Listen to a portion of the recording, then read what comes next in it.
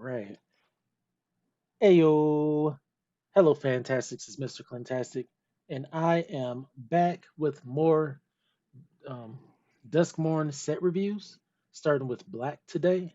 We already covered white and blue. White and blue seems absolutely phenomenal, especially blue. Blue seems ultra powerful.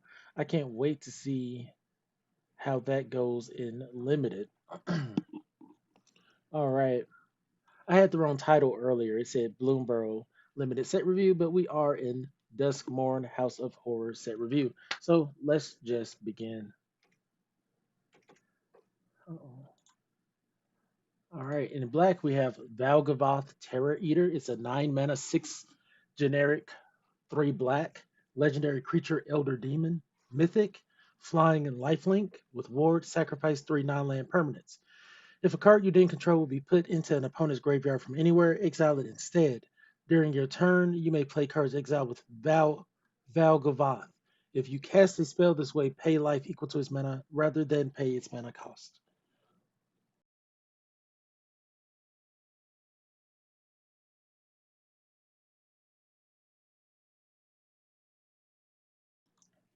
All right. So this card, great. Flyer, lifelink, 9 mana. In limited, it's going to be pretty difficult to jam to the board unless this is just a very slow format. But if you're able to get this to the board, it's going to be a slam dunk every time. Going back to the mana cost, is it first pickable? If you pick this first and you're never ever able to play it, what position are you really in? It's how I see it.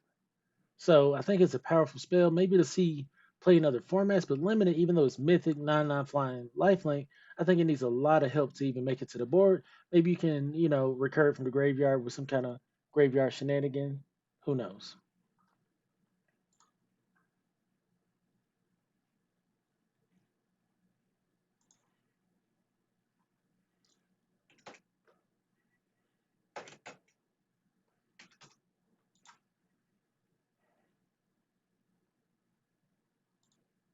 All right, next we have Funeral Room and Awakening Hall. Funeral Room is 3 mana, 2 generic, and a black. Enchantment Room. Whenever a creature you control dies, each opponent loses 1 life and you gain 1 life. Okay, cool. Solid, right? Awakening Hall, 8 mana, 6 generic, 2 black. When you unlock this door, return all creature cards from your graveyard to the battlefield. Okay, so for 8 mana, you get to get all of your creatures back from the yard. I was just talking about how this would be excellent with some kind of ability. Well, with Valgavoth, you get Valgavoth in the yard, you bring this back, but it's only 1 mana cheaper anyways, so don't know what to say about that. The black spells overall look pretty overcosted. Even the funeral room, you know, something like this, you would really hope that they would give you a 1/1 creature to die to trigger it, but you know, they didn't. So in limited, you're gonna have a 3 mana do nothing card, and then I doubt you ever cared to get to 8 mana to bring back your things, but if you do, kudos to you.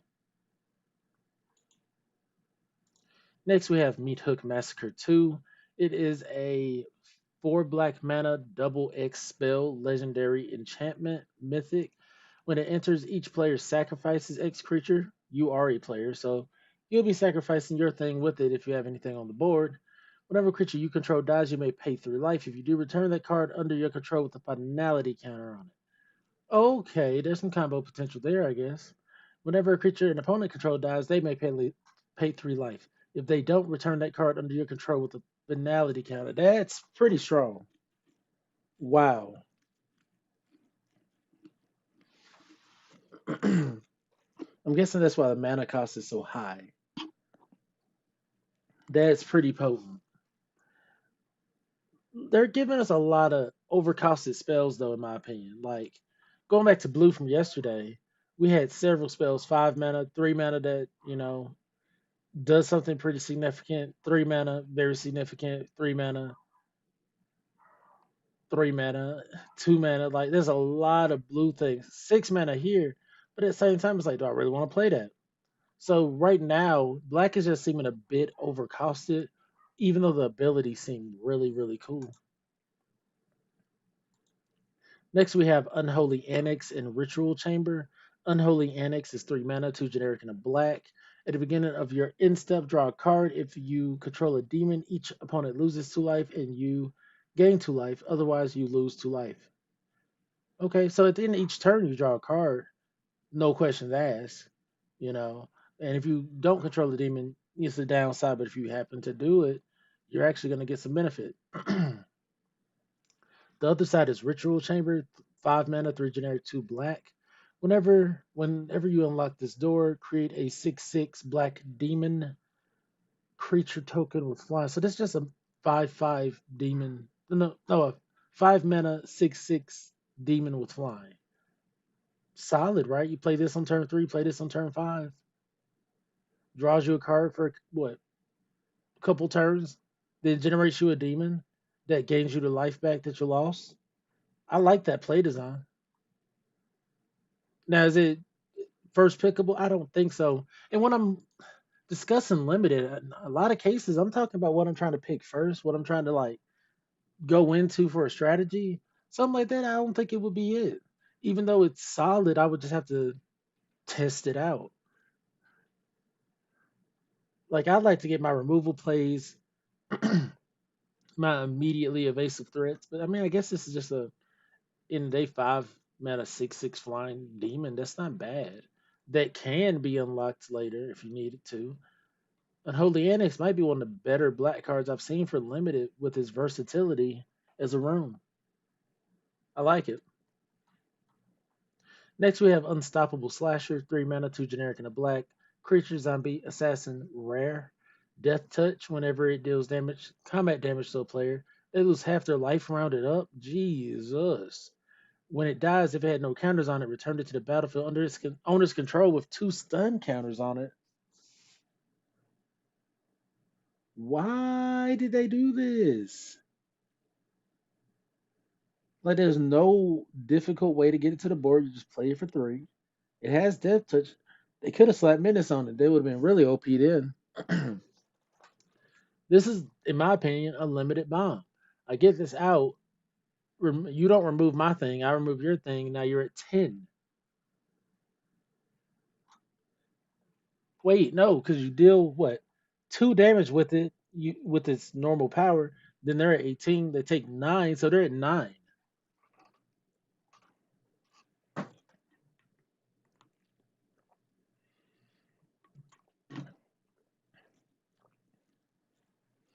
This is something you're definitely going to want to hold your removal up for. Next, we have Grievous Wound, 5 mana, 3 generic, 2 black, enchantment aura rare. Enchant creature, enchanted player can't gain life. Whenever enchanted players dealt damage, they lose half their life rounded up. So they just really want people losing half their life in this set or getting milled out. It's all about alternative win cons, it seems like. Well, this is an alternative, but still. Next, we have Leyline of the Void, 4 mana, 2 generic, 2 black, enchantment, rare. If Leyline of the Void is in your opening hand, you may begin the game with it on the battlefield. If a card will be put into an opponent's graveyard from anywhere, exile it instead. Okay, I can do that. Let's see. Make a new thing.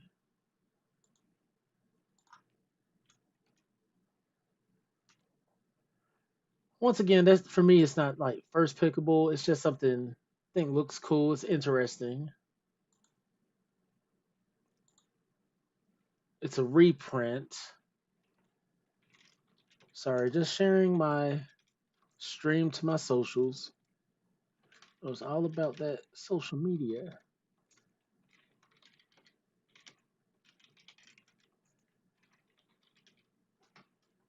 All right. So this isn't going to progress your board in any kind of way. It's just, in a lot of cases, I think it's just going to be a dead card.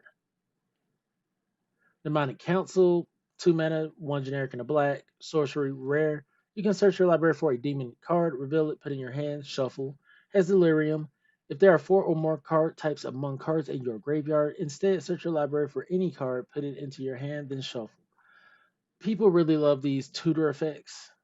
And I think we're gonna see a lot of people play them. You can just use this to kind of replace a card that you couldn't find another copy of in the draft or something, and it goes and gets it right out the deck. Goes and gets your Doomsday Excruciator, which is a 6 mana all black spell creature demon rare. Flying, when it enters, if it was cast, each player exiles all but the bottom six cards of their library face down. At the beginning of your upkeep, draw a card. Jesus. So, wow. So its own curve, you know. Excuse me.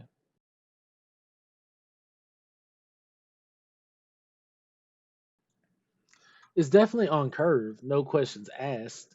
Um, it's just dangerous all around, really, because 6 mana, all black. You're gonna jam this in your mono black deck for the most part.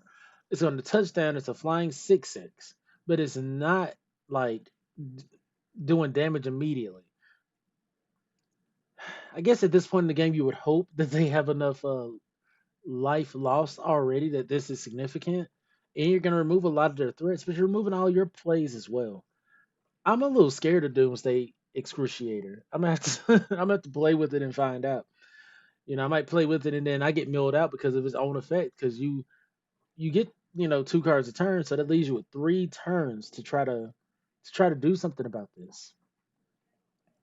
Next we have Enduring Tenacity, 4 mana, 2 generic, 2 black.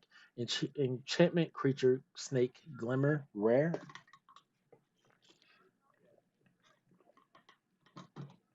Whenever you gain life, target opponent loses that much life. Solid. Whenever Enduring Tenacity dies, if it was a creature returned to the battlefield under its owner's control, it's an enchantment. Okay.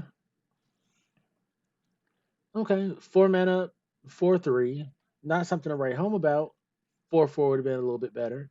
But whenever you gain life, the opponent loses that much life. If there is some kind of life, aristocrat synergy or something available, it's gonna be solid. But it needs a lot of help.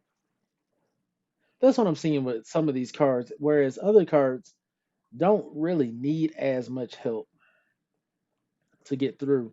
I'm also not seeing a lot of removal. Maybe that's right here with Come Back Wrong. 3 mana, 2 generic, and a black sorcery. Rare. Destroy target creature. If a creature card is put into a graveyard this way, return it to the battlefield under your control. Sacrifice it at the beginning of your next instant. Hmm.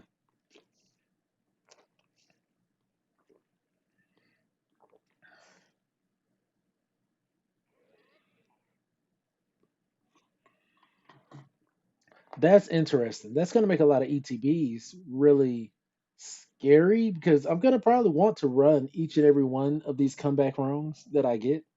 Just destroy their guy and I get it. And then I can use it for some kind of ability if I want. That's solid. Instant speed would have been better, of course, but we get what we get at this point.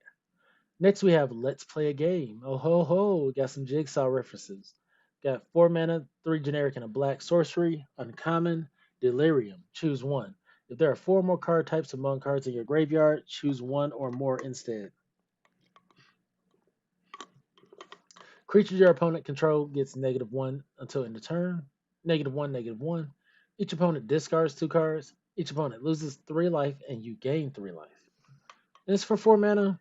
Eh, I would have rather it said like for 4 mana, each opponent sacks a creature, or the neg 1. We'll just have to see because Wade had a lot of one toughness boys over here, if I remember correctly. And if you just get to hose their whole board, like it's not bad, and it has other options on it too. Because you can choose all three creatures your opponent control get -1. They discard 2 cards, and you gain 3 life. They lose 3 life. All in 4 mana. That's not bad. That's really not bad. Next we have Osseous Stick Twister, two mana, one generic and a black artifact creature scarecrow. It's uncommon, lifelink, has delirium. Each opponent may, at the beginning of your end step, if there are four or more card types among cards in your graveyard, each opponent may sacrifice a non-land permanent or discard a card.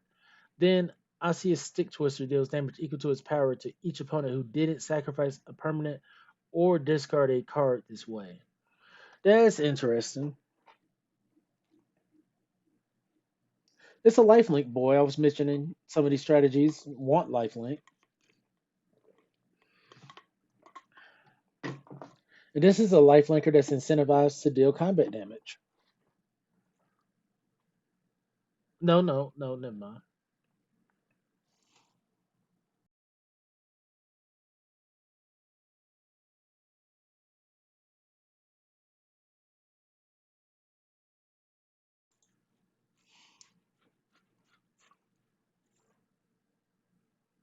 It's not necessarily incentivized to attack, but it does deal its damage if you have delirium going and the opponent doesn't sacrifice something. I think that's pretty solid. And then, I mean, say you're able to pump this up. Say you're able to pump this up to 5 or 10 or whatnot. You're dealing 10 damage to each opponent. Okay. In limited, I think it's gonna be solid. It's a solid 2/2 for sure. Just a 2 mana 2/2 lifelinker. We'll see. Next we have Live or Die. 5 mana, 3 generic, 2 black. Instant, uncommon. Choose one. Return target creature from your graveyard to the battlefield or destroy target creature. This is instant speed. A that's exactly what we want. We want probably two, maybe three copies of this card for some of the abilities you're trying to get off. Because I'm like, some of these creatures are going to be a little too hard to play. So if I have Valgavoth, I'll probably try to figure out a way to get it into my yard and then just hope to goodness that I get this live or die. So I can either remove their threat later in the game or bring my threat back. That's pretty good. 5 mana is a lot. 5 mana is a lot, but the versatility on the card I think is excellent. Sporogenic Infection, 2 mana, 1 generic and a black, enchantment aura, uncommon enchant creature. When it enters target player, sacrifices a creature other than enchanted creature. When enchanted creatures dealt damage, destroy it. Hmm. Let's go.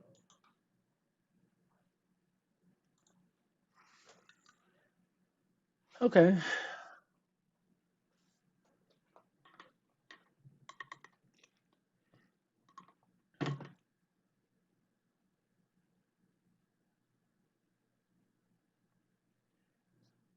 This is pretty good too. This does double duty. You target something that you're okay with being on the board right now to get rid of something else, and then later on, if that something else is dealt damage and by any means, it just dies.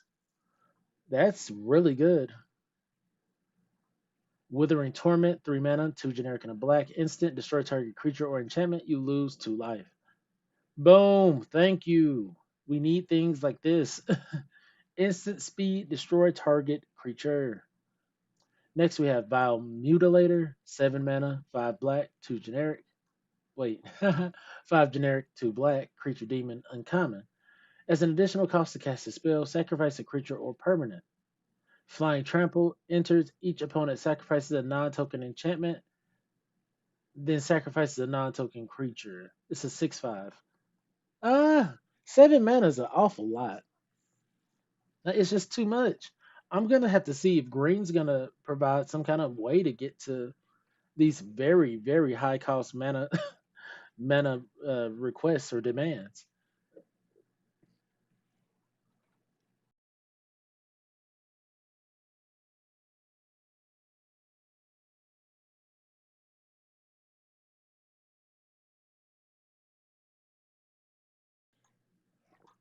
Next, we have Dashing Bloodsucker, 4 mana, 3 generic and a black creature, vampire warrior, uncommon.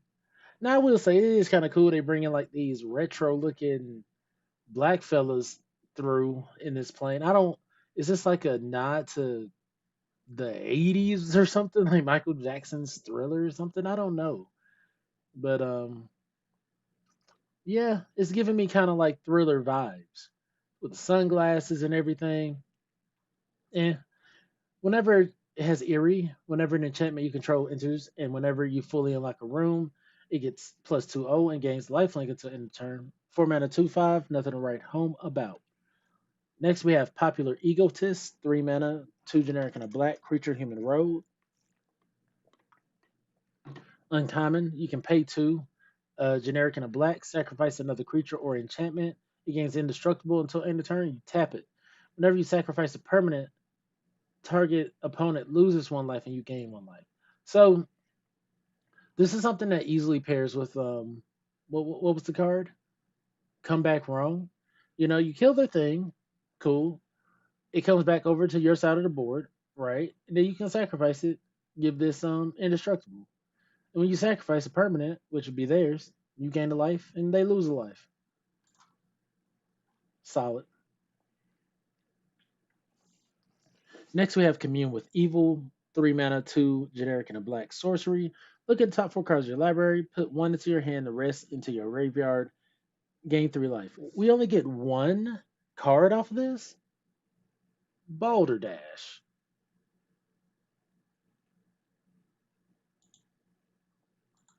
Balderdash. We look at 4 cards and we only get to pick one? No, thank you.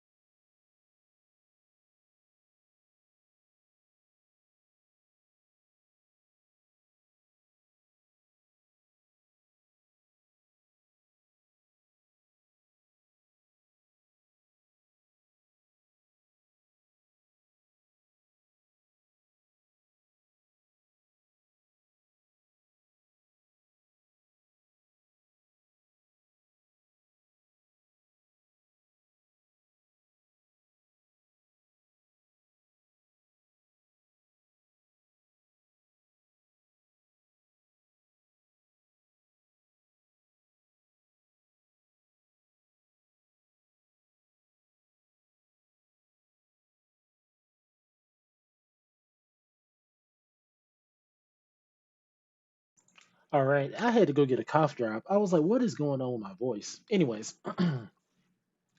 let's get back to it. Whatever that card was not exciting to me. 3 mana to look at 4 cards and only get one of 1 for 1. No, actually, it's a four. You're losing 3 other cards going into the bin, and then you have the card that you spent. So you pay 4 cards to get one spell. I'm not happy with that. Next, we have Cynical Loner, 2 mana, a generic and a black creature, human survivor, uncommon, can't be blocked by glimmers. That's very specific. I don't. Will that even be relevant? Survival at the beginning of your second main phase. If it's tapped, you may search your library for a card, put it into your graveyard, shuffle. It's a 3/1. Meh. Valgavoth's Faithful, 1 black creature, human cleric, uncommon. You get to pay for 3 generic and a black. You can sacrifice Faithful, return creature card from your graveyard to the battlefield, activate only as a sorcery. Okay, okay, okay. So for 1 mana, I get a 1/1. Cool. And then I can sacrifice it and return something from the graveyard to the battlefield for 4 mana. That's that's really good.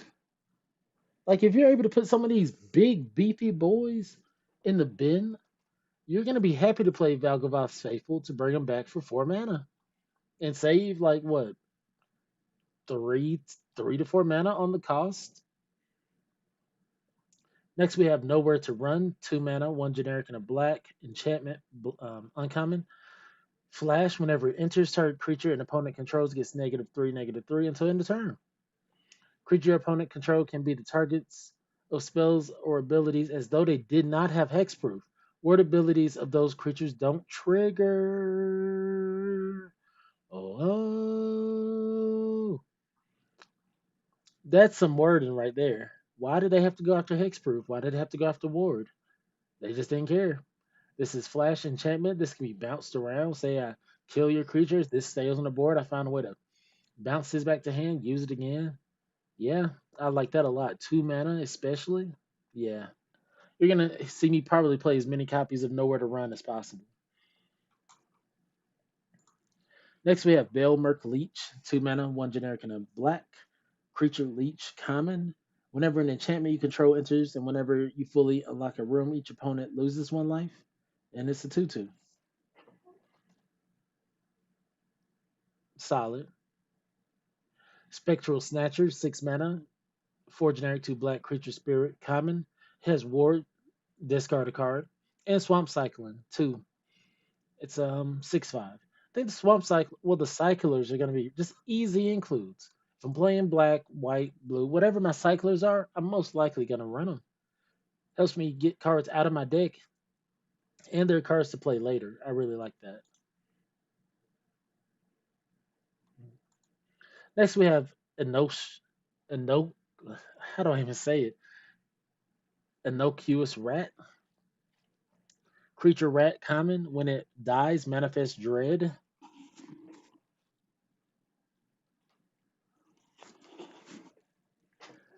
I'm curious as to how strong manifest dread is.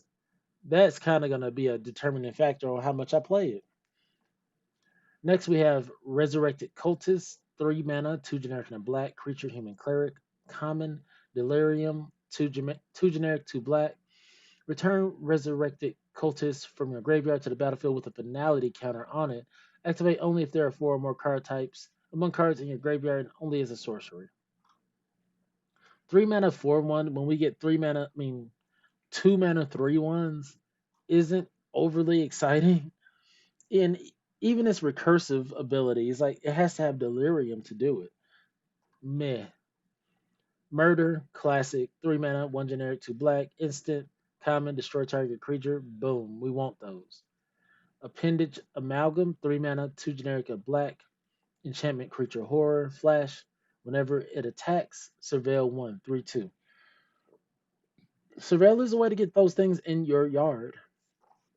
I don't like milling, so I'm not gonna oftentimes want to put things in my yard, but Surveil isn't forced. You can keep the thing on top and draw it the next turn.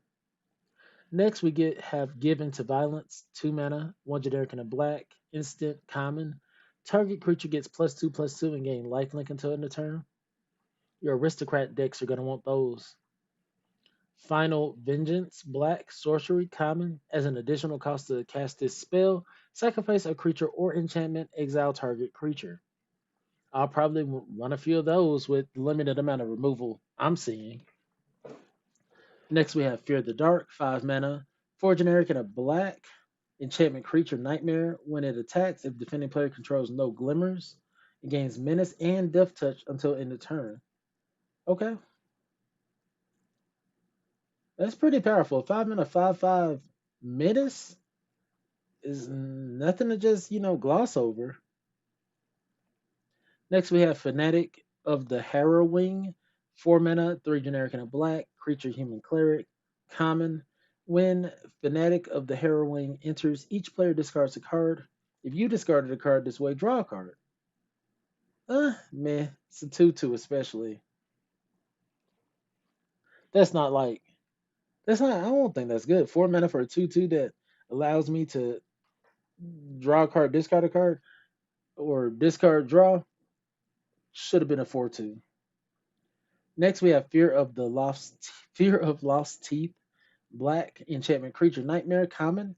And when it dies, it deals 1 damage to any target, and you gain 1 life. That's pretty good.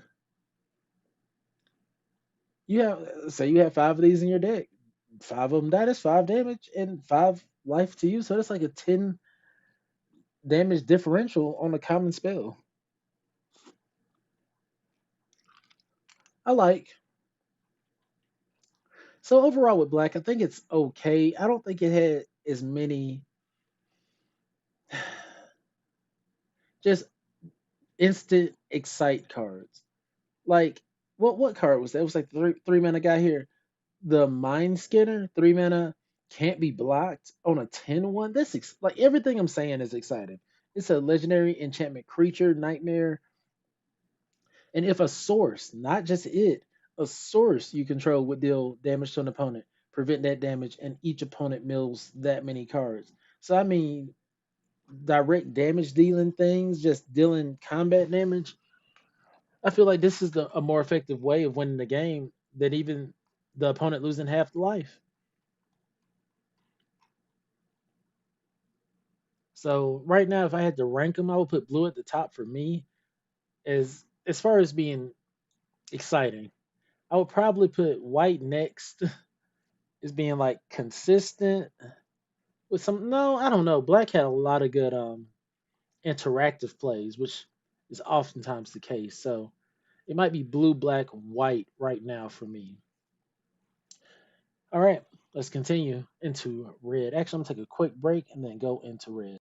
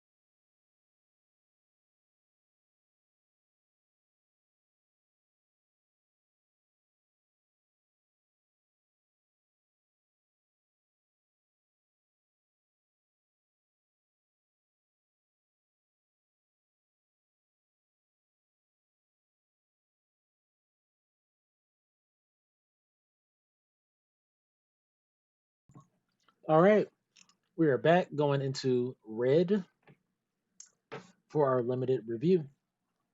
We're gonna start off with Overlord of the Boiler Builds. Boiler Bilges, 6 mana, 4 generic, 2 black. 4 generic, 2 red. Enchantment creature, avatar horror, mythic.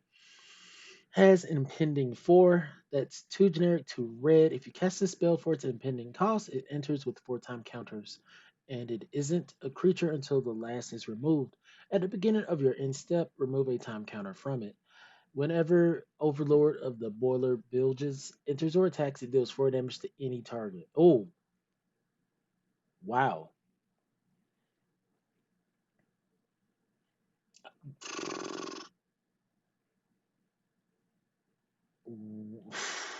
Okay, so this is a 4 mana, deal 4 damage to any target, including the opponent now.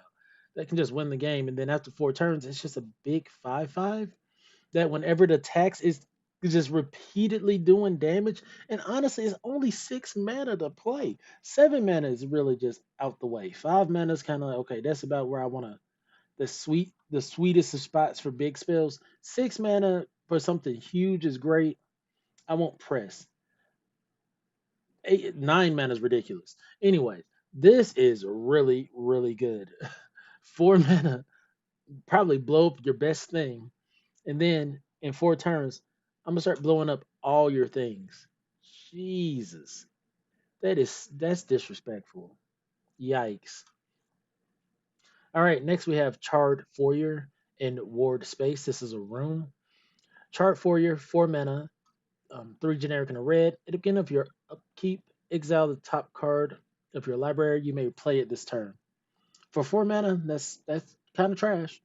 And Warped Space, 6 mana, four generic and two red. Once each turn, you may pay zero rather than pay the mana cost for a spell you cast from exile.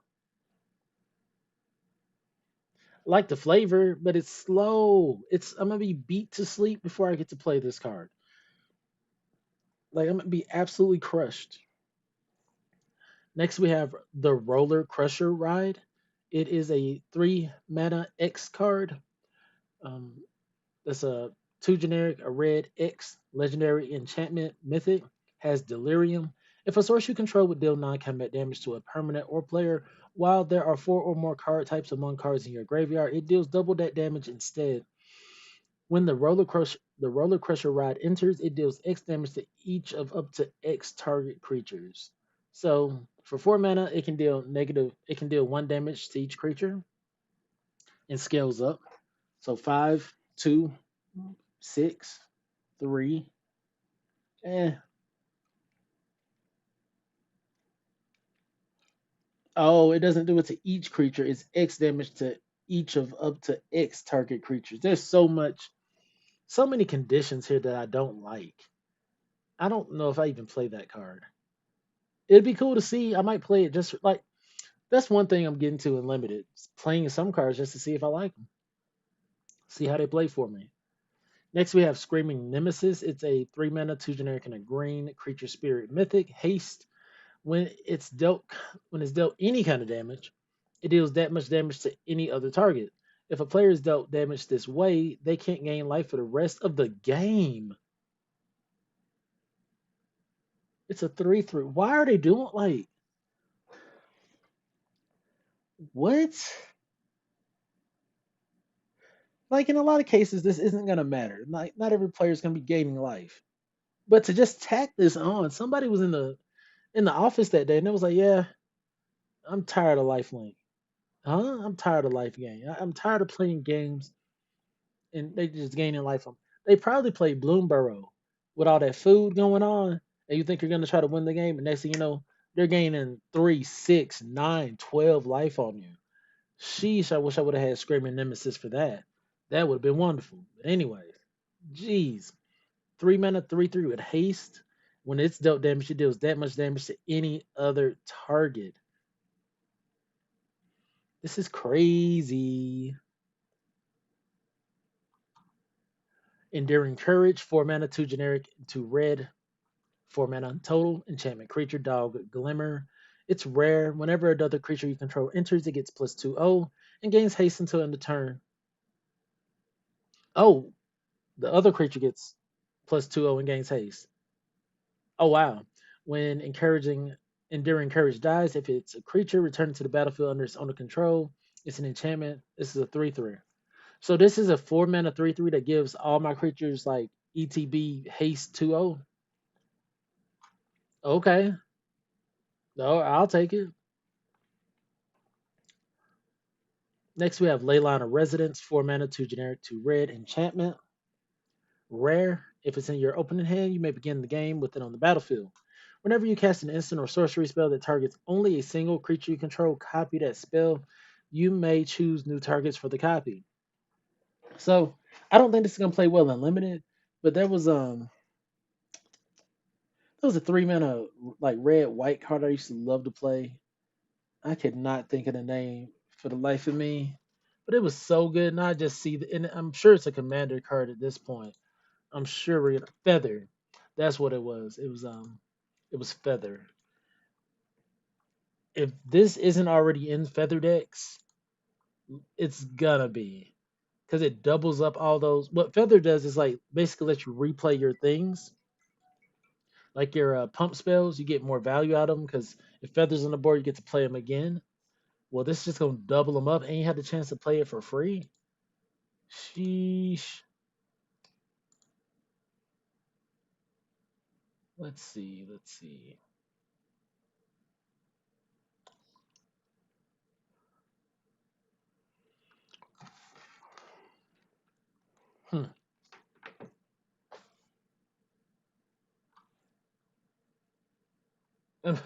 Internet's just being super slow. I was pulling up the feather deck on EDH Rec, and it's moving like molasses. My luck while I'm trying to do my review. Next, we have Razorkin Needlehead. It's 2 red, creature human assassin, rare.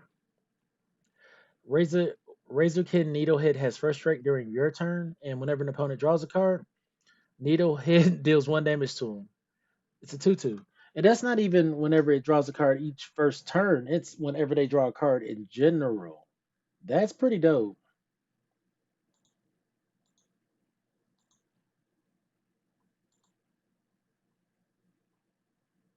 Yeah, Feather the Redeemed. 3 mana, red, white, white.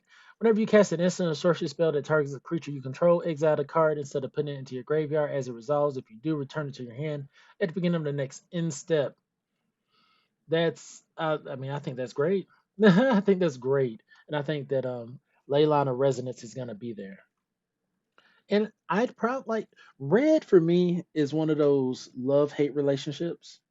So I've been, I've said before, I'm like, I don't think I play red green that well, even though I see the potential in the color combination. But recently, I think I've been seeing a lot of value in just if you know the common toughness of the creatures in the set, and on average it's 3, and you have a good solid take out the trash, which deals 3 damage to target creature, you're in a great position being in red.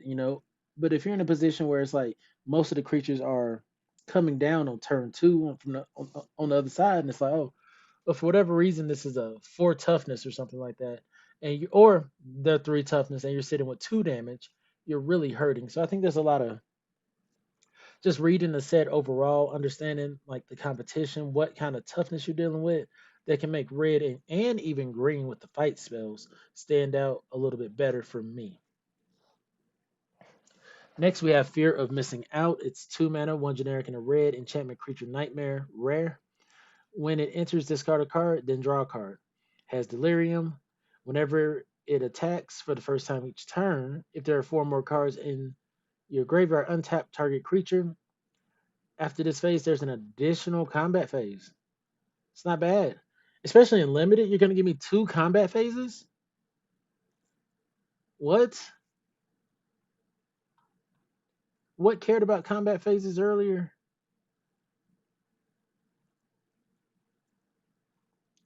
I thought we had some, yeah, the Overlord of Bowler Bilges. I'm swinging in for 5, deal 4 damage to, I don't know, your face. Oh, and I'm gonna untap this, and then I don't know, attack again with my extra combat, deal 5 to you, and deal 4 to your face. Sheesh. Ugh. Next we have Cursed Recording, 4 mana, 2 generic, 2 red, artifact rare. Whenever you cast an instant or sorcery spell, put a time counter on Cursed Recording. Then, if there are 7 or more time counters on it, remove those counters and it deals 20 damage to you. Oh, why would I do that? I wouldn't.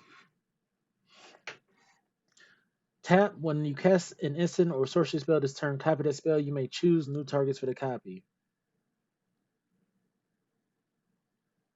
Huh. I don't know. I'm just not really feeling this. 4 mana to come down and do nothing. In a lot of cases, you're not going to have the extra mana to try to copy in the same turn. I just feel like this is a wasted rare. Next, we have Chainsaw, 2 mana, 1 generic and a red, artifact equipment rare. When it enters, deal 3 damage to up to 1 target creature. Whenever 1 or more creatures dies, put a rev counter on Chainsaw. Equipped creature gets XO, where X is the number of rev counters on Chainsaw. You equip for 3. Okay, this is great.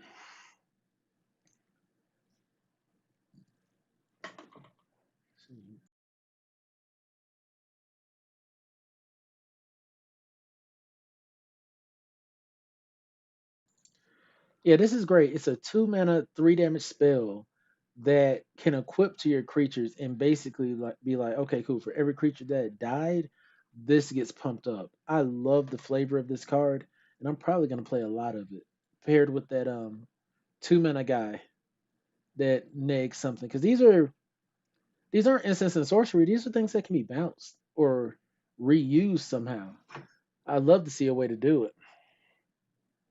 Next, we have Fear of Being Hunted. 3 mana, 1 generic, 2 red. Enchantment creature, Nightmare uncommon, has haste, and it must be blocked if able. It's a 4/2. 3 mana, 4/2 with haste, must be blocked. Easily blocked with 2 toughness. Easily. Vengeful Possession, 3 mana, 2 generic, and a red. Sorcery, uncommon. Gain control of target creature until end of turn. Untap it. It gains haste until end of turn. You may discard a card. If you do, draw a card. Meh. I have to have some really good ways to sacrifice, really easy ways to sacrifice things for me to be wanting to steal them on a stick or on a card. Next, we have Piggy Bank. 2 generic, 2 mana, 1 generic, and a red. Artifact creature Boar Toy, uncommon. When it dies, create a treasure token. It's a 3/2. The 2 mana 3/2 is not bad. It's better than the 2 mana 3/1. And then when this dies, it's giving you a treasure. That's pretty solid. Treasures is always broken to me. I played 3 of these. Like, yeah, because I jam them out on turn 3. I mean, turn 2 every time. I follow up with another one. They better have the appropriate blockers, or I'm just ramping into some bigger spells. Next, we have Razorkin Horde Collar, 5 mana, 4 generic, and a red. Human Clown Berserker, uncommon. Has haste whenever you attack. Create a 1/1 red gremlin creature token. 4/4. Okay. Okay. Tell me every time I'm getting value, and they don't even have to crash in. Sometimes they'll print these cards and say, hey, when this card attacks, you create one of these tokens that's tapped and attacking, which I'm sure is great. But a lot of times they're just attacking into something to die. These you can kind of hold back and then use them how you want to use them. Granted, do wish they would have haste, like create a 1/1 red gremlin creature token with haste, but it doesn't have to attack in that turn. But I guess that might have been a little OP. Next, we have Trial of Agony, 1 red, sorcery, uncommon. Choose 2 target creatures controlled by the same opponent. That player chooses one of those creatures. Trial of Agony deals 5 to that creature, and the other can't block this turn. Hey, Jessica, thank you for pulling up to the stream. Hope you're doing well. I'm just here reviewing the cards from the new set, Duskmourn House of Horrors, that's releasing soon. All right. So Trial of Agony is solid.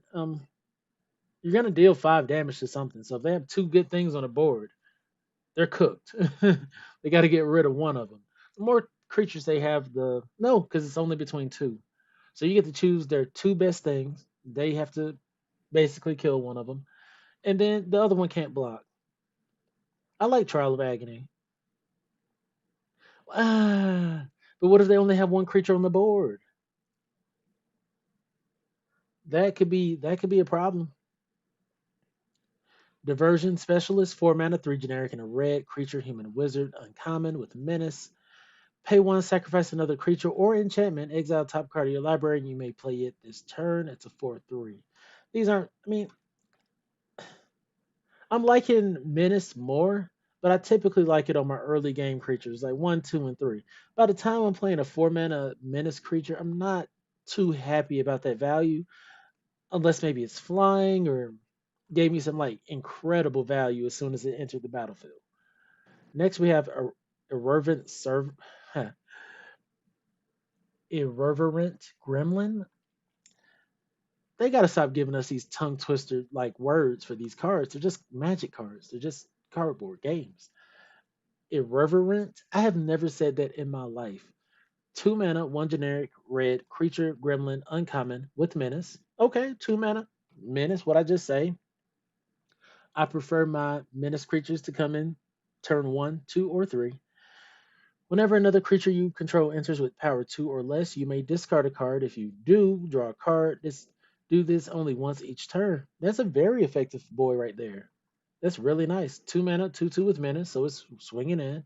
And as you play other small creatures or whatnot, you can kind of loot or whatnot. I like it. Next, we have Fear of Burning Alive, 6 mana for generic 2 red enchantment creature Nightmare uncommon. When Burning Alive enters, it deals 4 damage to each opponent. Yikes. Whenever a source you control deals non combat damage to an opponent, if there are 4 or more card types among cards in your graveyard, Fear of Burning Alive deals that amount of damage to target creature that player controls. Huh. Okay. And it's a 4/4. So a 6 mana 4/4 is not what I'm really trying to do.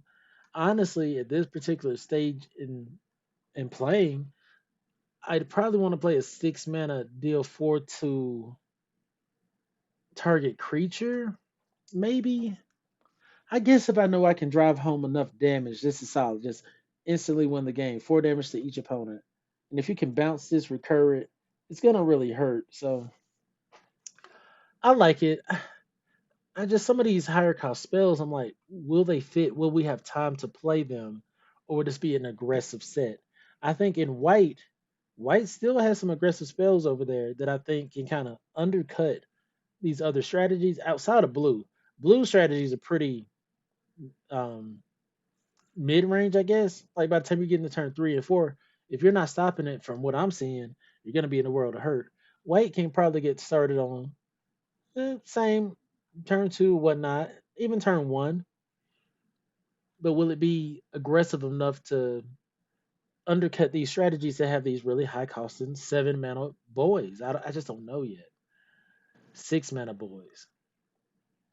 Next, we have Untimely Malfunction, 2 mana, 1 generic, and a red instant uncommon. Choose one, destroy target artifact, change the target of target spell or ability with a single target, or one or more, one or t- one or two target creatures can't block this turn. Okay. Uh, this is probably going to see some play. Some people are going to use it to kind of circumvent removal spells. You can use this to circumvent their removal spell from your creature to their creature, or make it so they can't block. I don't typically go for those spells or to destroy artifact spells, but we shall see if it's necessary. Next, we have Betrayer's Bargain. 2 mana, 1 generic, and a red instant uncommon. As an additional cost to cast a spell, sacrifice a creature or enchantment or pay 2. So instead of being 2 mana, it could be 4 if you need it. Um, Betrayer's Bargain deals 5 damage to target creature. If that creature would die this turn, exile it instead. Okay, cool. I like it. You can sacrifice one of your own creatures or an enchantment to deal with a really pesky threat earlier, or you can wait till you have 4 mana and then just boom it. 4 mana, 5 damage. I'll take it. Instant speed at that. That is not something I'll cry about. Next, we have Pyroclasm, 2 mana, 1 generic and a red sorcery, uncommon. Pyroclasm deals 2 damage to each creature for 2 mana. Oh, geez. Wow. So in Bloomburrow, they had like this 3 mana deal 2 damage to all creatures card, and I forget what it was called, but I was like, I don't really like it. I think it was called like Searing Blaze or something. But for 3 mana to deal 2 damage to each creature, it didn't sit well for me. In a lot of cases, I didn't want to play it by the time turn 3 came around because I wanted to do other things. I think this is really solid. You have 2 of these, you're dealing 4 damage to each creature. That's a board wipe when you need it. I like it. Next, we have Infernal Phantom, 4 mana, 3 generic and a red. Creature Spirit uncommon with Eerie. Whenever an enchantment you control enters and whenever you fully unlock a room, it gets 2/0 until end of turn, and when it dies, it deals damage equal to its power to any target. Okay. For the most part, I think this is just going to be a 2/3. You'd have to really build your deck to want to unlock rooms and have enchantments enter on queue. Meh. Just a 4 mana 2/3 that might have upside. When it might have upside, I'm not as excited as when it just has the upside. No questions asked. Like for instance, going back to Bloomburrow, the one guy, it was the mouse that could every beginning of each combat, it gave plus its power to any target, even itself. That was really, really solid. Hey, Craig, thank you for pulling up. Hope you're doing well. We are here with the Duskmourn House of Horrors set review, reviewing it off of Mythic Spoiler. Just getting ready for the limited season that should be coming up soon.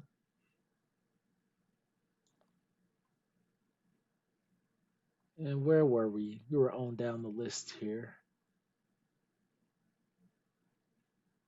All right. Norin, Swift Survivalist. One red, legendary creature, human coward. Legendary creature that's uncommon. That's interesting, right? It's a 2/1 and it can't block. Whenever a creature you control becomes blocked, you may exile it. You may play that card from exile this turn. Huh?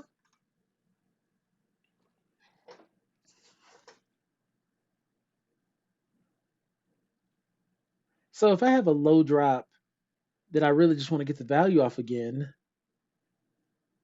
I can just swing in with it, exile it, and then play it again. Norman's kind of interesting. And it's a 1 mana 2/1. That's not bad either. Huh. I'm gonna keep my eye out on Norrin to see if I want to pair it with something else.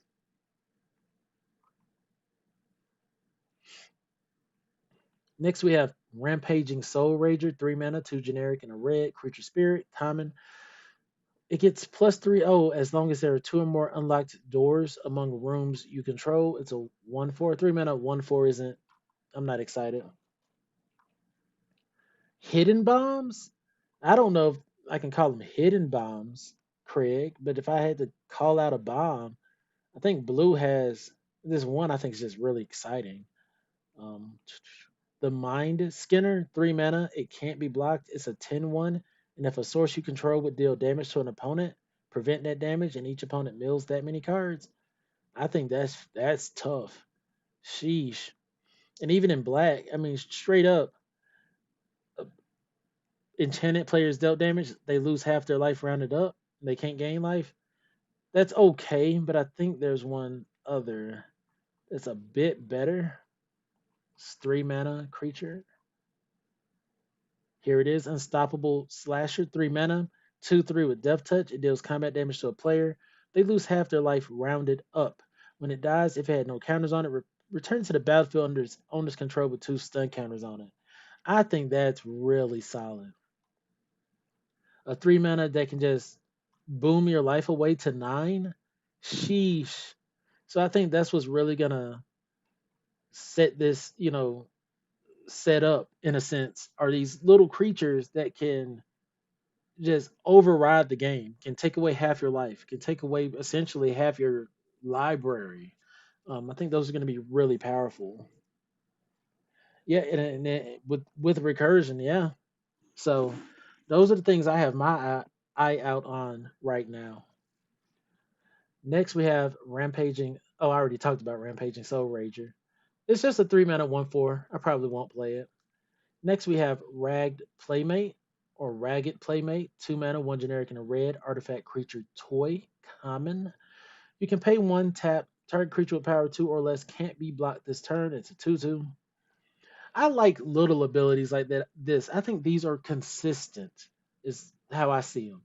It's a 2 mana 2/2, which is essentially a bear. Not overly exciting, but it has a little bit of evasion to it. If you need to ping in that little 2 points of damage, boom, you know. Or you could swing in. I wonder how that works. If I swing in with a creature that's 2 or less and it can't be blocked, it's unblockable. Um, what if I pump it? Will it now be able to be blocked, or I could wait till blockers aren't declared and then I can pump up my spell. Okay. So yeah, I like little common spells like this. And what else we had earlier? I guess it wasn't common. It's like a yeah, irreverent gremlin. I think that's solid. Give some card value. Like low to the ground red looks really good right now. Next we have Impossible Inferno. Impossible Inferno, 5 mana, 4 generic, and a red instant common. Impossible Inferno deals 6 damage to target creature. Delirium. If there are 4 or more cards types among, they're giving me so much text to read. Wizards, Jesus. I need to get one of those AI. Delirium. If there are four or more card types among cards in your graveyard, exile the top card of your library. You may play it until the end of your next turn. Okay. We see cards like this pretty much every set in red. 5 mana deal a large amount of damage to target creature. It's okay. The delirium is actually pretty good on that too, where you get a little bit of card advantage if you have delirium going. Next, we have Most Valuable Slayer, 4 mana, 3 generic, and a red. Creature, human, warrior, common. Whenever you attack, target attacking creature gets +1/+0 and gains first strike until end of turn. This is a 2/4. Okay, so this is a 2/4 that can be a 3/4 with first strike. Somebody's going to lose to it. I hope I'm not losing to it. I don't know how excited I'd be to play it. It's probably just a filler card for me. Next, we have Boiler Bilge Ripper. I don't know if I like boiler bilges or boiler bilge. Regardless, it's 5 mana, 4 generic and a red. Creature, human, assassin, common. When it enters, you may sacrifice another creature or enchantment. When you do, it deals 2 damage to any target. So 5 mana for a 4/4 that where I have to sacrifice my thing to deal a very, very minute amount of damage. Get this out of my face. I'm not playing this. I mean, yeah, I just don't like it. With everything we've been seeing, I really feel like 4 damage would have been great. Like if it, you sacrifice your thing, so 5 mana, you sacrifice one of your things, you deal 4 damage to any target. I think that would have been really, really good.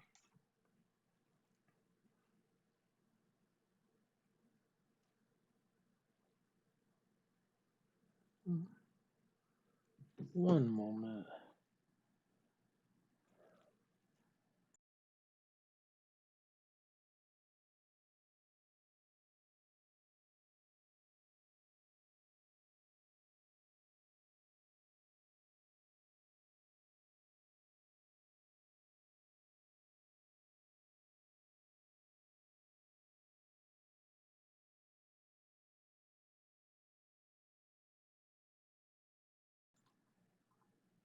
What colors do I like to play?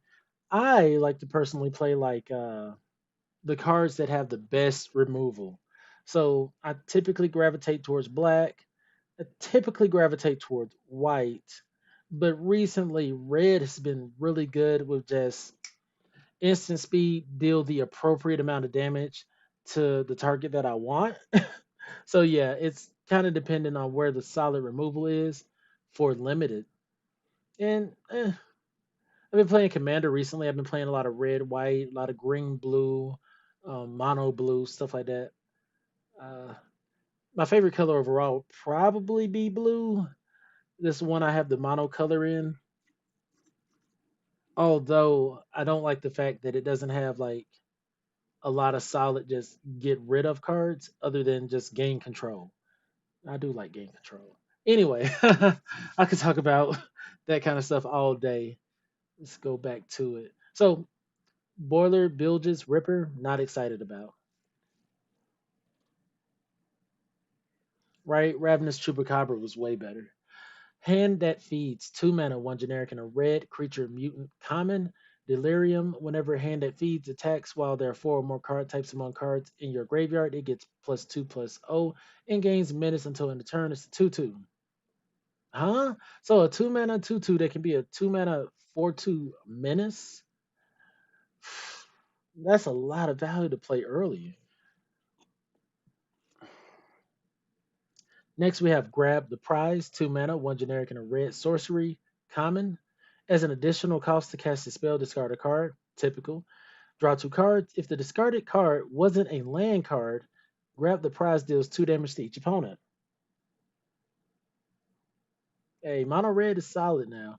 I have a mono red Ragavan deck, but I'm still just kind of learning how to build it the way I want. There's no infinite combos or nothing like that. It's mostly like just get advantage from the opponent. So still working on that one.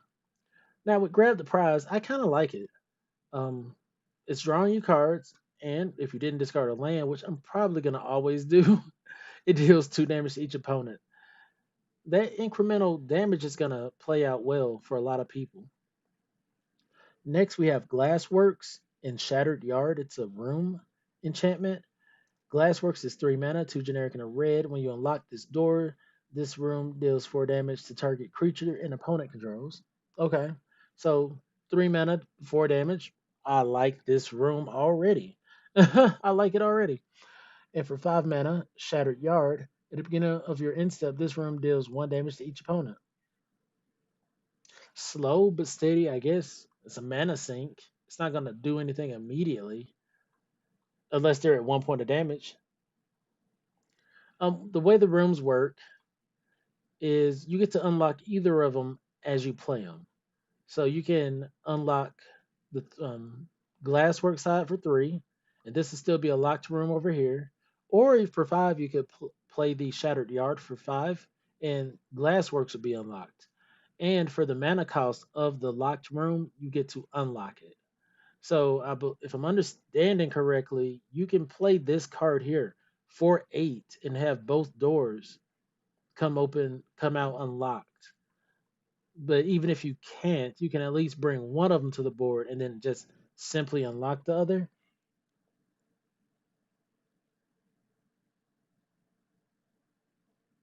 Okay, so the text here says you may cast either half.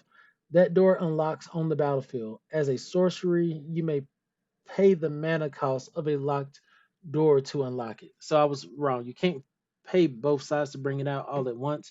You have to choose a room to go into first, and then you have to unlock the other half as a sorcery. So I guess this can be interrupted to a degree when you go to unlock the other half. Oh, I don't think you can continuously unlock. It's not like a sync. You get to unlock it as you play it. And well, yeah, you open a door as you play it and you unlock the other one. But I don't think this has any kind of recursive value like that. Next, we have Vicious Clown. Love the artwork. 3 mana, 2 generic, and a red creature, human clown. Common. Whenever another creature you control with power 2 or less enters, Vicious Clown gets 2/0 until end of turn. It's a 2/3. Yep, you unlock it and then it's just open for good. You just constantly get the value. Um, a 3 mana 2/3. I'm not excited about when you have to do these extra hoops to really make the card better. Sometimes I'm just not excited. Turn inside out. 1 red instant common. Target creature gets +3/0 until end of turn. When it dies this turn, manifest dread. Hmm. I definitely want to put this on the trampoline boy and get some value there. Because I would hate to crash my creature into something, both in trade only, just to get the 2/2, and then get the extra 3 points of damage over there. It seems like a waste. Next, we have Clockwork Percussionist. It's a red artifact creature monkey toy. Haste. When Clockwork Percussionist dies, exile the top card of your library. You may play it until the end of your next turn. That's not bad.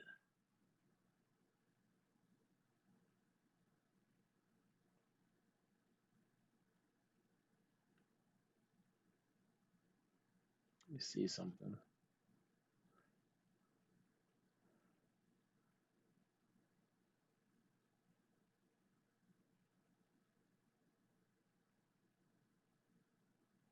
All right. 1/1 red with haste. When it dies, you get to basically look at top of your library, play something. Wouldn't complain. Okay, red looks okay. I see, it might be a little biased because red white aggro and bloom burrow is so good, but red white aggro seems like it could potentially be a thing. Red black aggro, essentially. I see a little bit of an argument for like blue black control. I see a lot of elements there, um, and whatnot. So yeah, let's get into green. First, we have Overlord of the Hauntwoods. It's 5 mana, 3 green, 3 generic, 2 green, enchantment creature, avatar horror, mythic, impending 4. One generic, two green. If you cast a spell for its impending cost, it enters with four time counters on it, and it isn't a creature until the last is removed. At the beginning of your end step, remove a time counter from it. Hmm. Is there a way to take these time counters off? Like, just remove all the counters? We'll see. I haven't seen a card that said that yet, but I would assume there'd be one. When Overlord of the Huntwood enters or attacks, create a tap colorless land token name that is every basic land type is 6/5. So I love this. I love this. So it's a 3 mana ramp spell. Essentially, generates a land, and then when it attacks, it continuously generates land. The reason I like this is because I run an Adrix build. Adrix makes copies of tokens, and you're telling me I can copy my lands, bruh? Make token lands? That's a whole nother element of Magic I haven't been playing. I think I just saw my homie play some kind of token land last week in Commander, and I was like, I'm doing that. Overload of the Hotwood seems really exciting. I like it a lot. Green players are gonna like I've been talking about what's first pickable. This is definitely something I would think is first pickable because it's gonna help you in any green strategy, and it's gonna start banging in for six. I kind of wish it had trample. When I'm looking at these spells, I'm like, what's it missing? Like this has everything I want. What's it missing? And it's just missing a little bit of drive that 6/5 damage over the board. Next, we have Tyvar the Pummeler. It's 3 mana, one generic, two green, legendary creature, elf warrior. Mythic, you can tap another untapped creature you control. It gets indestructible until end of turn. Tap it. Pay 5, 3 generic, 2 green. Creature you control get XX until end of turn, where X is the greatest power among creatures you control. That does a lot. It gets indestructible. I think that's going to be a problem for me because I like running control elements. And so if I'm going to target your boy, can't really target this because you can tap something else and give it indestructible. You can give all your creatures at least 3/3 if you're running tokens somehow. I haven't seen many tokens going on, but you can just pump your whole board 3/3 at least. Solid. I doubt I would first pick it unless I really just wanted to test the card out. 3 mana 3/3 is nice. Um, there wouldn't have to be any removal in the pack, no evasive threats. Like this is just not something I immediately gravitate towards when I'm building my limited strats. Next we have Huntwood Shrieker, 3 mana. It one generic, two green, creature, beast, mutant, mythic. Whenever it attacks, manifest dread. You can pay two a generic and a green, reveal target face down permanent. If it's a creature card, you may turn it face up. This is a 3/3. This seems kind of disgusting. It's a 3 mana 3/3, which is solid. And then when it attacks, you manifest dread. And then you know what creature's down there. So you know if it's a creature or not. You pay two, you just put these overpowered creatures on the board. You put your Valgavoth Terra Eater on the board on turn what? On turn four? Oh, nice. Yeah, you're right. You can turn up your opponents too. But who knows if they'll even have any? I'm trying to turn up some really broken things on my side of the board. Jesus. I like that a lot. I like that more than the Tyvar. And granted, the Tyvar does stick around with the indestructible or whatnot. But if it's just beating face into a 3/4, for instance, or something, or you have to pay 5 to try to get past my 3/4, I don't know. There's so many things that can go wrong with this. Whereas I just see this as so many things to just go right. You have to attack, which is meh, but I'm sure Green's gonna have some pump spells for us or something. I would pair it with black to try to get blockers out of the way. Pair it with red to try to get blockers out the way. This seems really solid to me. Huntwood's Shrieker. Next we have Kona, Rescue Beastie. It's 4 mana, 3 generic and a green, legendary creature, beast survivor, rare, has survival. At the beginning of your second main phase, if Kona Rescue Beastie is tapped, you may put a permanent card from your hand onto the battlefield. It's a 4-3. Jesus. Green is it's going above and beyond. We got ramp right here on our mythic. We got pump right here on our mythic. We have card advantage selection. I don't even know what else to call it. Just manifesting big boys on the board. And then Conan just like, oh, you didn't have another way to get that 7-7 to the board? Huh. Uh-oh. Whoops.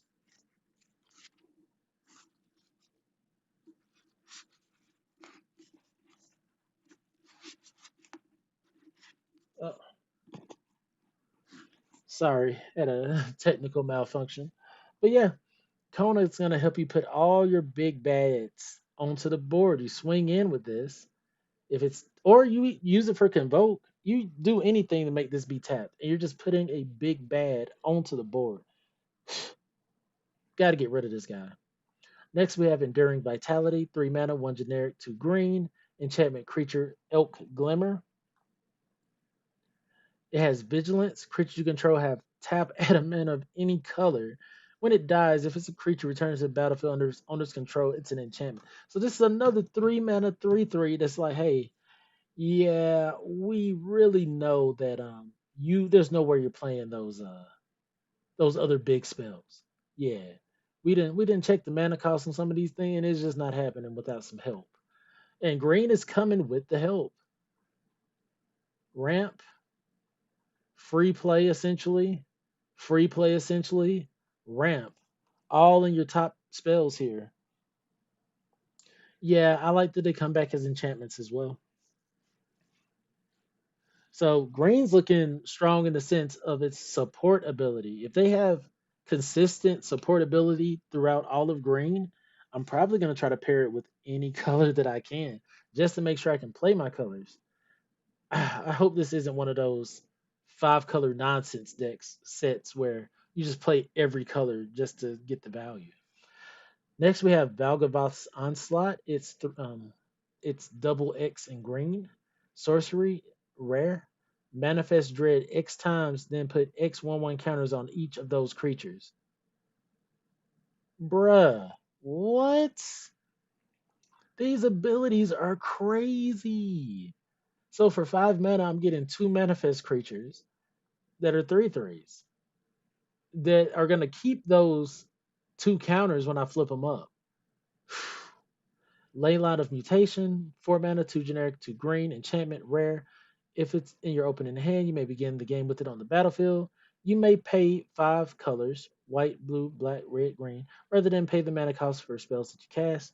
We're not doing that in limited.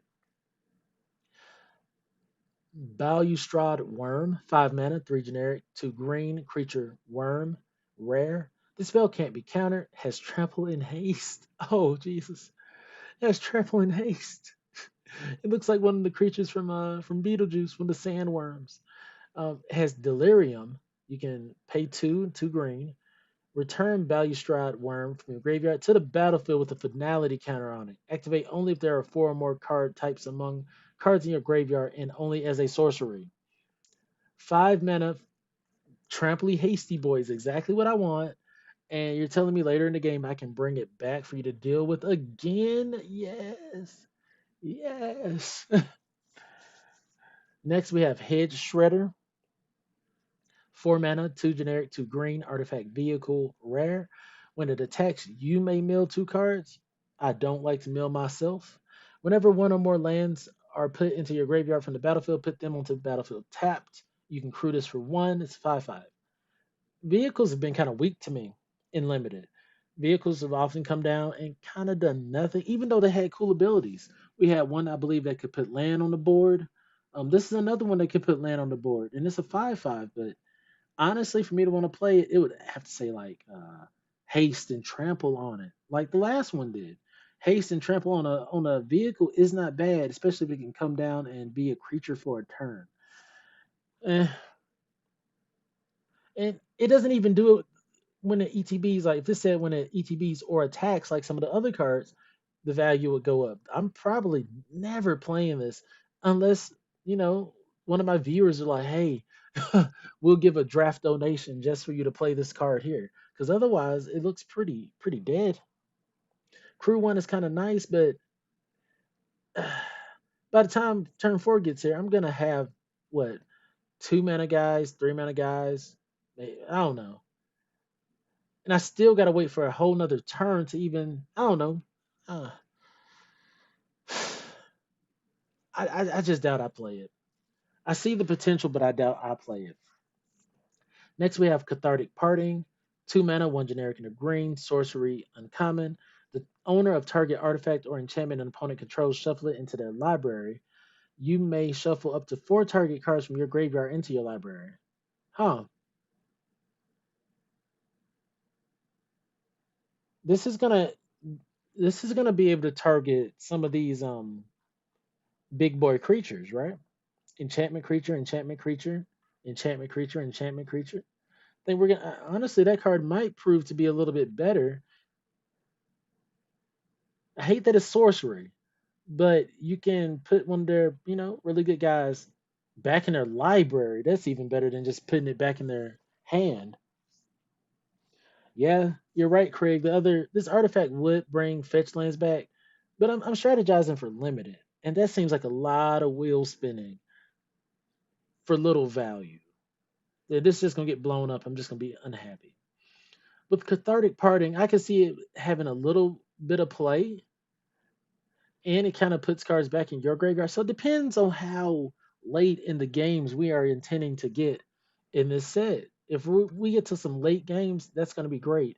Otherwise, just two mana to put something back in their library. Green probably likes that anyways, because green doesn't really get that ability. Green really doesn't get that ability. Next, we have Rootwise Survivor, 5 mana, 3 generic, 2 green, creature, human, survivor. Uncommon, it has haste with survival. At the beginning of your second main phase, if Rootwise Survivor is tapped, put 3 1/1 counters on up to one target land you control. That land becomes a 0/0 elemental creature in addition to its other types. It gains haste until your next turn. What? Why are they giving creatures that can't attack haste?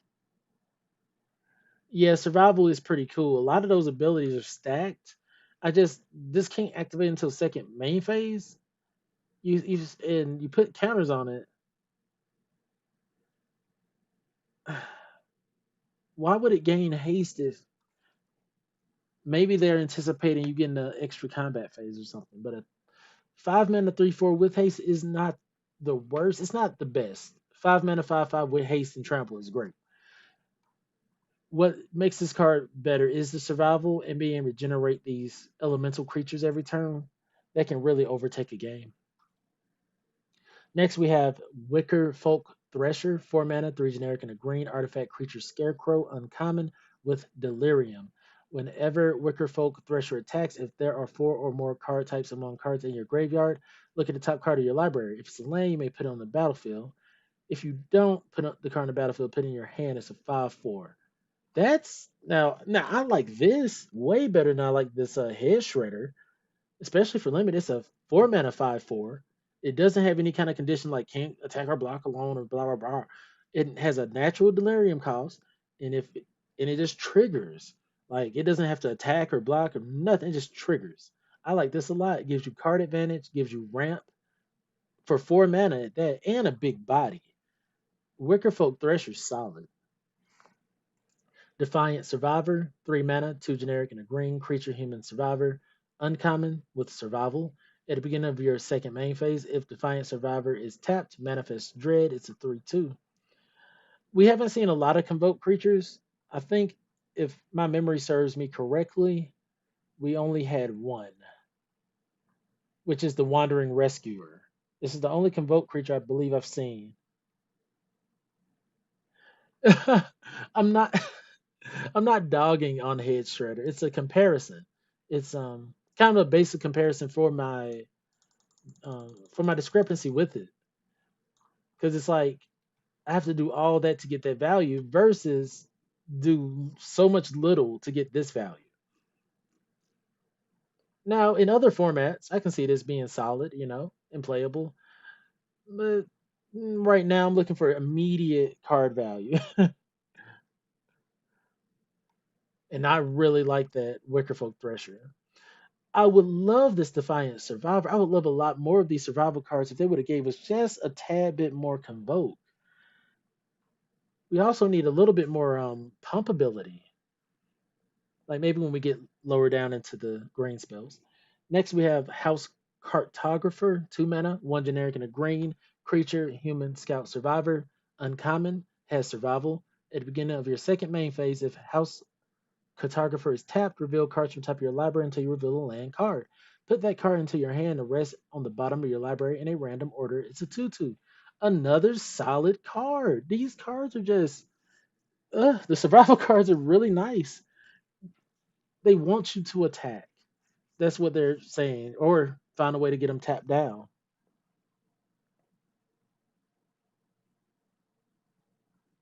Yeah, you're right. That's another way to do it.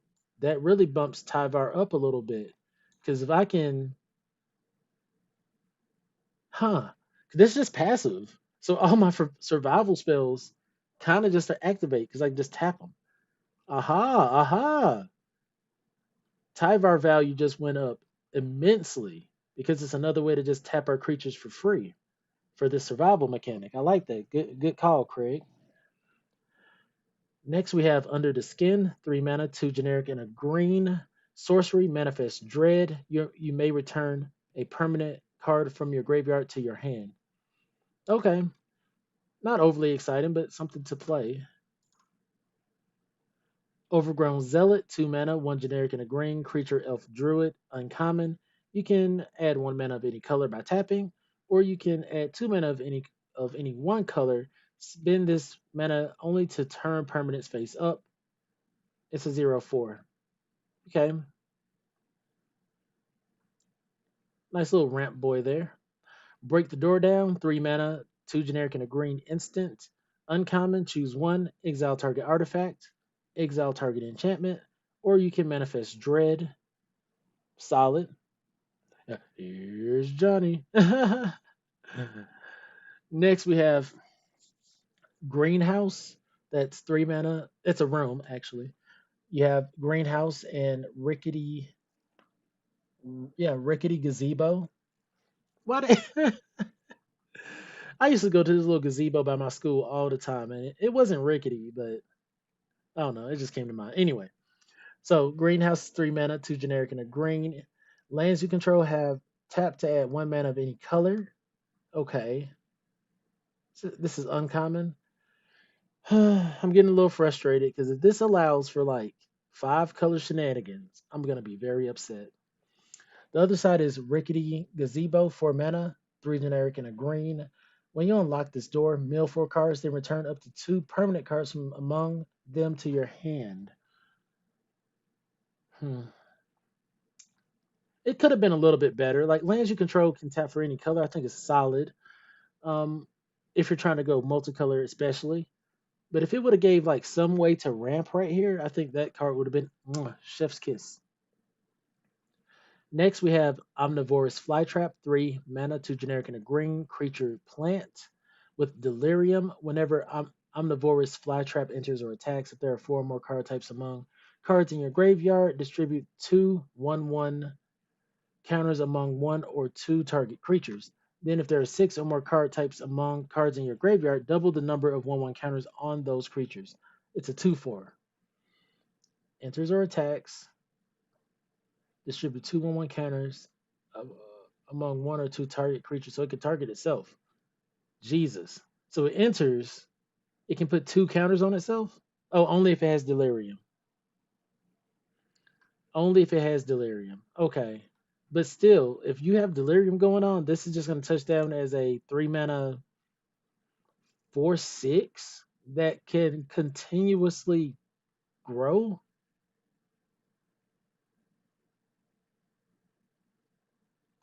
Huh.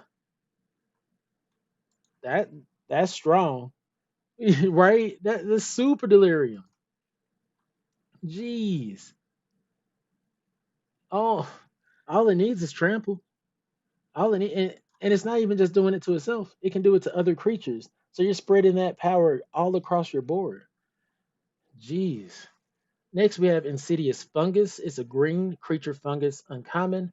You can pay two, sacrifice Insidious Fungus, choose one. Destroy target artifact, destroy target enchantment, draw a card, then you may put a land card from your hand onto the battlefield tapped. Okay, just a 1 mana 1/2 that gives you a little bit of value, can ramp you a little bit. And I think that's going to actually be important. With all these high cost spells, if people are trying to really play those spells, they're probably going to be running like 18 lands. They're most likely going to be in green, trying to get as much land value as possible. Yeah, I like option cards. I kind of glossed over this card earlier, this exile artifact, exile enchantment.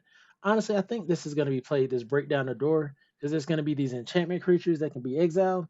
And if they don't, you can just manifest dread. Which I Now manifest dread is my favorite ability I've seen so far. I think it's really cool. Next, we have threats around every corner. 4 mana, 3 generic, and a green enchantment. Uncommon. When threats around every corner enters, manifest dread. Whenever a face down permanent you control enters, search your library for basic land, put it onto the battlefield tapped, then shuffle. I just They come out with these 4 mana enchantments that's kind of like build arounds, but they don't work. For the enchantments to really be built around, I think they have to be way lower cost, like 2 and 3 mana. By the time you get 4 mana down, I don't. It does ETB with the ability, I guess, but it doesn't trigger itself, right? When it enters the battlefield. So it's on the board, you manifest dread. Oh, maybe it does. So if it manifests dread, whenever a face down permanent enters, search your library for basic land, put onto the battlefield tapped and shuffle. Um, okay, okay. I'm growing towards this card. I see it being better and better as I read over it. ETBs, you get a 2/2 that you get to choose face down, and you can search your library for a basic land. Mm, It's okay.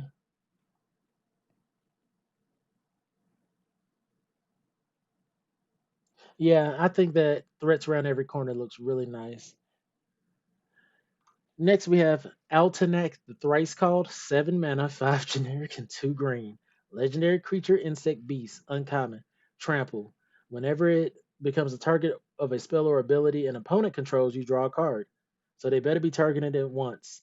You pay 2, a generic, and a green, discard it, return land from your graveyard to the battlefield tap. Why would I do that? Why would I ever do that? I mean, I guess if I don't have enough mana to play it, but sheesh. If I'm playing this card, if I put it in my deck, I really want to play it. It's a 9/9 Trampoly Boy. Man, delicious. If this was just 9/9 Boy with this ability, meh. Even the draw a card. But with Trample on it, yeah, I'm all over that. Next, we have Patchwork Beastie. It's green, 1 green. Artifact Creature Beast, uncommon, has Delirium. Can attack or block unless there are 4 more cards in your graveyard. And at the beginning of your upkeep, you may mill a card. It's a 3/3. Uh, I don't know. You're gonna have so many turns where you're not able to do anything with that card. It's just a 1 mana passive artifact essentially that lets you surveil every turn, but doesn't attack or block for you.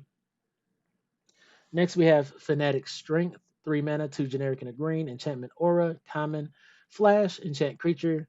Enchanted creature gets +2/+2 and has trample. Solid. Solid.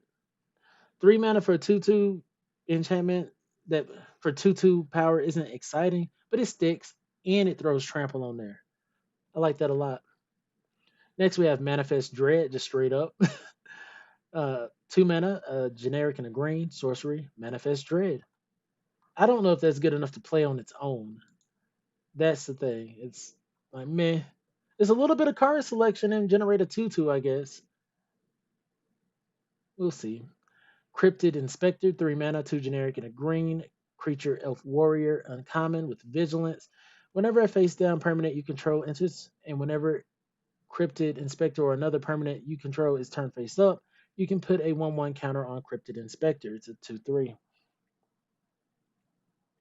2 mana to manifest dread. Yeah, I think that's solid. I like this because it has vigilance. I think that's a pretty important keyword here. Um, Even if you manifest this, it manifests itself or whatnot, and you get a 3/4 for three. It seems like a lot of work to put into this card, but I could see it being on the battlefield, right? There's other ways to manifest dread way easier than paying two. One green would have been great. I would have probably done that. Next, we have Flesh Burrower, 2 mana, one generic, and a green creature insect uncommon. Oh, creature insect common with Death Touch. Snaps.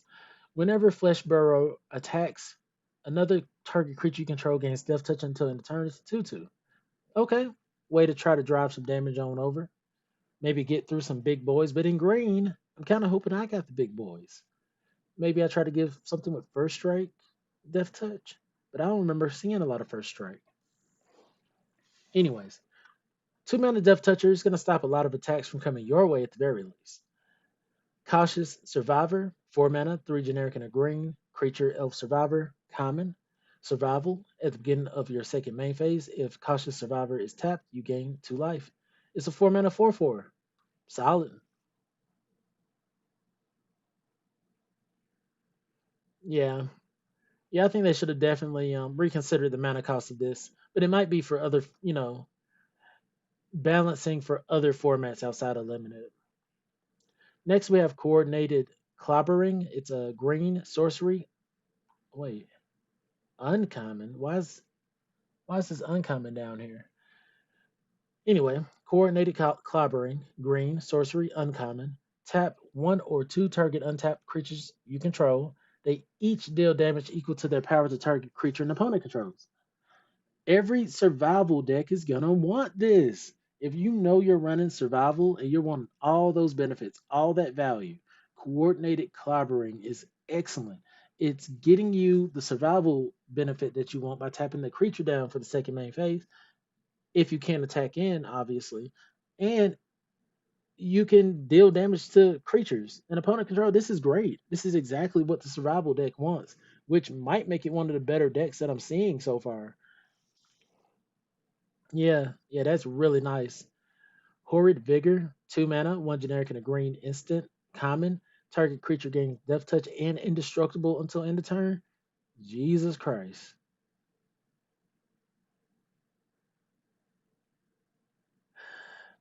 Mm,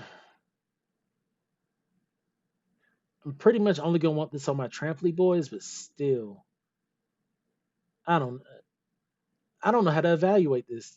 It doesn't give +1. It doesn't do anything but give Death Touch and indestructible. It's definitely a protection spell with indestructible, but we've seen Hexproof and indestructible. Death Touch and indestructible, I guess it's an automatic removal spell because they block your creature, survives.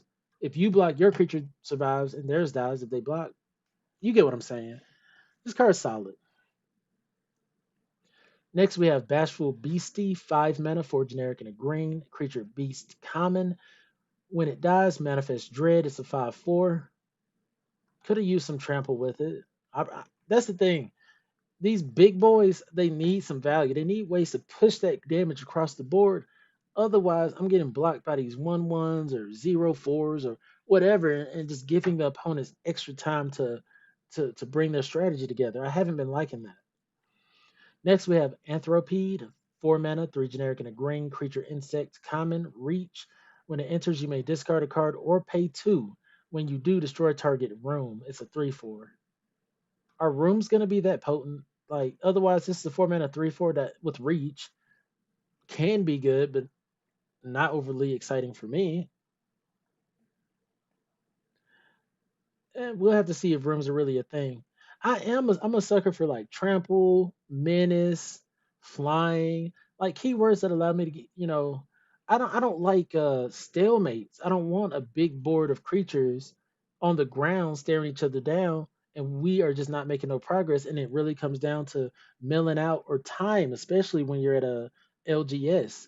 I like to have a way where I'm playing some kind of creature that's gonna start progressing the game. I hate games where we just pass. Oh, I play a creature pass. Oh, I play. No, let some action happen. I want to engage. Next, we have Wary Watchdog, 2 mana, one generic and a green creature dog common. When it enters or dies, you surveil one. 3/1. I think we're going to see a lot of this boy right here. The 2 mana 3/1 is solid. When it enters, you surveil. When it dies, you surveil. That's a lot of card selection, I should say. Next, we have Spine Seeker Centipede, 3 mana, two generic and a green creature insect common. When it enters, search your library for a basic land card, reveal it, put it into your hand, then shuffle. Delirium gets +1/+2 and has vigilance as long as there are four or more card types among cards in your graveyard. Another another solid green play. I mean, it's a 2/1, which isn't anything to write home about, but it ETBs gets you that land, and it with Delirium it becomes a 3/4, no, a 3/3 with vigilance. Okay, it already did the job of getting me the card, potentially blocks for me or stops them from blocking. I'd run Spine Seeker Centipede. Spine Seeker Centipede. Whew. Next, we have Say Its Name. That's 2 mana, one generic, and a green sorcery. Common. Mill 3 cards, then you may return a creature or land from your graveyard to your hand. Exile this card and two other cards named Say Its Name from your graveyard. Search your graveyard, hand, and or library for a card named Altanak the Thrice Called and put it onto the battlefield. If you search your library this way, shuffle activate as a sorcery. Which one was Altanak? Was that in green?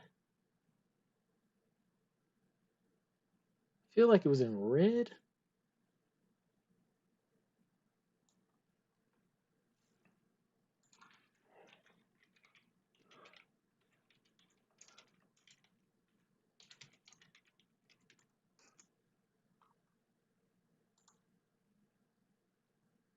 Yeah, it's in green. Oh yeah, it's Mythic Boy. No, not Mythic Boy. Might as well be Mythic Boy. 9 mana. I mean, 9/9 Trampoly Boy. That's what it was. Where did I say? Where is it? Here it is. Okay, so you can use that card we just discussed to go get this right here and just put it on the battlefield. Is that broken? Like what? So I've milled 3 cards, return a creature or land from the graveyard to my hand. Okay, and this is a common card. Exile this card and two other cards named Say Its Name from your graveyard. Search your graveyard, hand, and or library for a card named Altanak, the thrice call, and just put it onto the battlefield.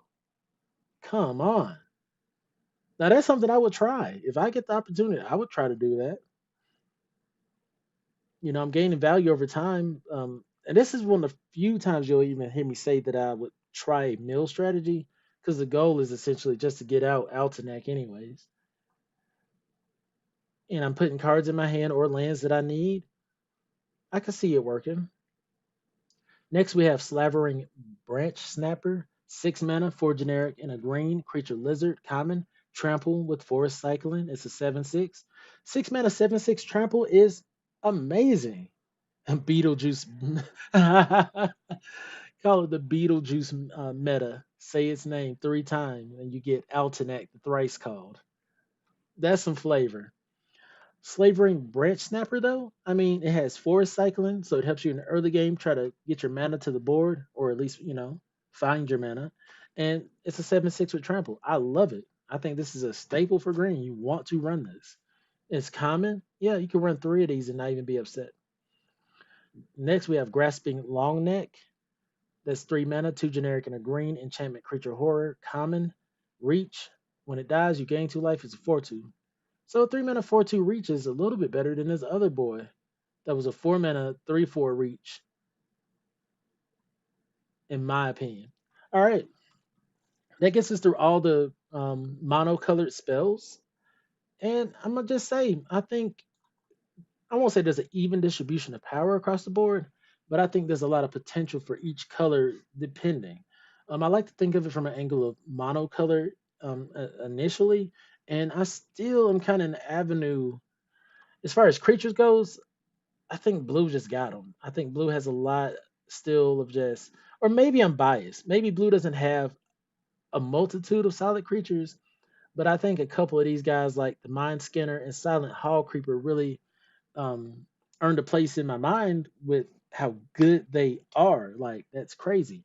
Green is in that avenue for me too, because green's going to allow for you to play multiple colors, and that's really why I'm leaning towards green being one of the more powerful colors in the set right now. Because it's like, well, if you want to play your other powerful spells, you kind of need green to support it. To a degree, it gives a lot of value, especially if you're trying to get up to some of these. What? This is 9 mana, bro. This is 7 mana. There's a lot of high costed things right now. So if you want to play those things in limited, you're gonna have to kind of play green. Thanks, Craig. I'm wrapping up right now. This is just a wrap up for the monocolored spells. Tomorrow I'm gonna hop on and review the multicolored spells and artifacts and lands. Lands aren't gonna have much to discuss. I actually have to get to work myself. Thank you everyone for tuning in. If you enjoy my content, please be sure to like, follow, and subscribe. I've been drafting and playing limited for a number of years now. I just like discussing the cards and see how they fit in the upcoming limited format, and I hope to discuss it more often. As always, you guys are fantastic. My name is Mr. Clintastik. I'll catch you guys next time.